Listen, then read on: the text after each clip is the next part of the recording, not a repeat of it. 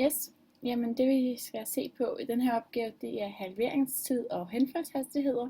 Og til at starte med, så kan vi se på halveringstiden for kulstof 14, som når det henfalder, bliver isotopen nitrogen 14.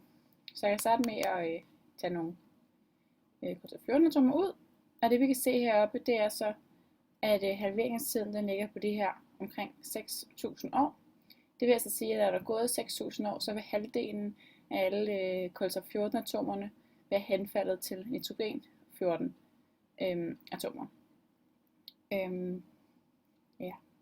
Og det sker altså fordi, at de har denne her ustabil kerne, og det er derfor, at de henfalder. Hvis jeg så kigger på uran 32, så kan vi se det samme. Her kan vi så se, at halveringstiden er langt større. Der går de her 4,5 milliarder år, før at halvdelen af uran 32 atomerne er blevet til bly. Og det vi kan se herover, det er altså, hvor mange der er tilbage. Lige nu er der de her uran 32 atomer tilbage. Men bare fordi halveringstiden er på de her 4,5 milliarder år, så betyder det ikke, at alle atomkernerne så er halveret efter 9 milliarder år. Vi kan se her, at der er stadig flere tilbage. Og det hænger sammen med, at de henfalder ved en aftagende eksponentiel vækst. Og det kan vi se på det her program.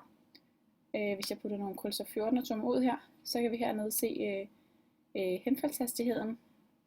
Vi kan se her, at halveringstiden er stadig på de her 6.000 år. Men i og med, at det er en eksponentiel aftagende funktion, så er der altså flest atomer, der henfalder her i starten, hvorefter at det tager længere og længere tid, før at alle atomerne de er henfaldet.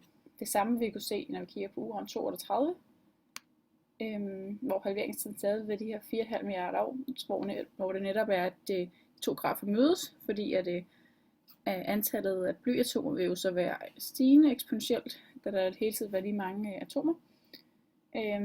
Men igen altså viser det her, at hastigheden er altså eksponentielt aftagende.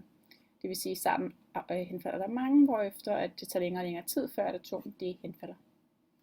For lige at sætte den lidt mere i virkelighed, så kan vi se her, hvornår er det egentlig, vi kan se det her kulstof 14. Det kan vi blandt andet se, når et træ det er dødt. Hvis vi kigger her på kulstof 14, så kan vi se, at i starten var der 100% kulstof 14, men det henfalder så til de her nitrogen 14. Så lige nu er der så de her 65% kulstof 14 tilbage, og vi kan se, at halvdelen vil være henfaldet på den her halveringstid.